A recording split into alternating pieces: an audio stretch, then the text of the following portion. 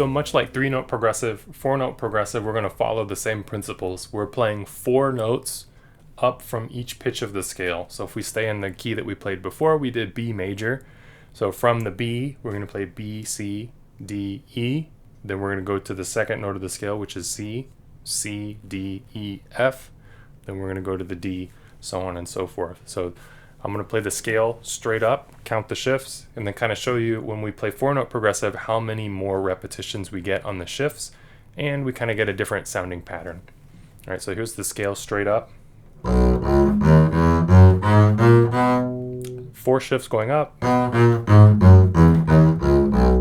going down, right? If I play 4-note progressive, 1, 2, 3, 4, 5, 6, 7, 8, 9.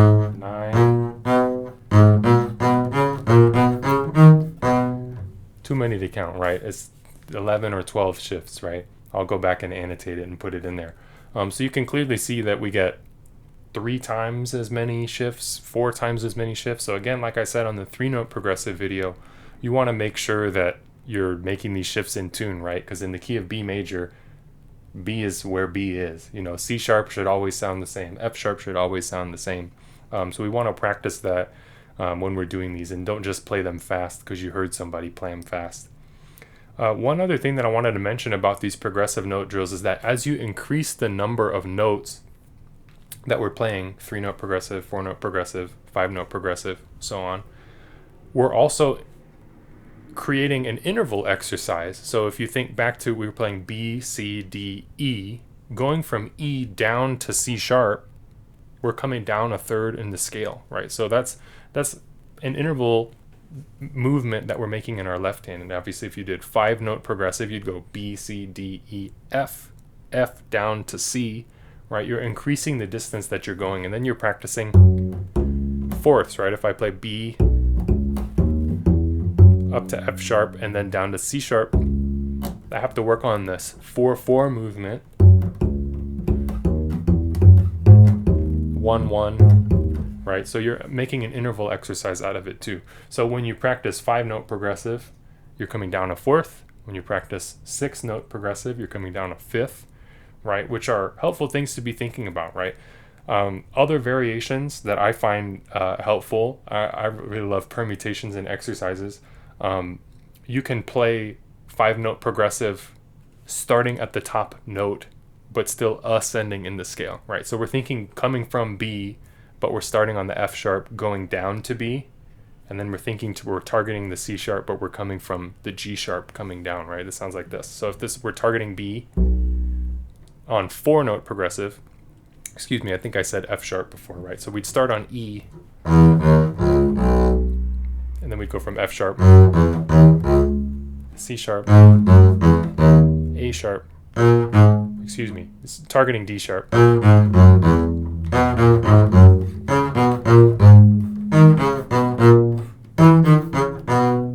right? So we're playing 4-note progressive, but we're actually regressive. Maybe we call that 4-note regressive, but we're ascending in the scale, right? You could also do the same thing coming down the scale, where you ascend to the B, or sorry, descend to the B,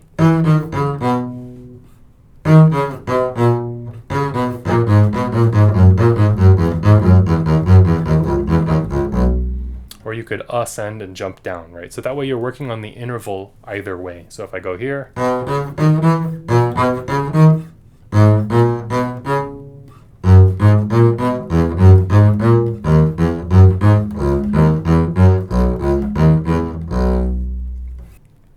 right? So these are all really good for brain exercises. Also, you might have seen me hesitate a second ago because I'm thinking about what comes next, right? I'm not looking at music or anything.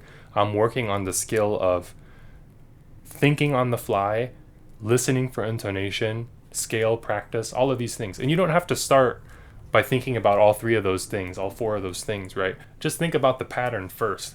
I'll have the sheet music in the link below. If you want to download it in B major, you can apply this to any key as well. Get the pattern down. I would practice it with a drone very slowly, and then come up with some of these other variations on them. working the intervals in there, maybe working slurs in there, maybe working hooks in there, all of these different kinds of things. So the whole purpose of working on these musical structures like we do is to broaden your horizon and get you prepared for stuff that comes up in sheet music. It might seem like a random technical exercise to be working on, but this stuff comes up in music all the time. Etudes will have,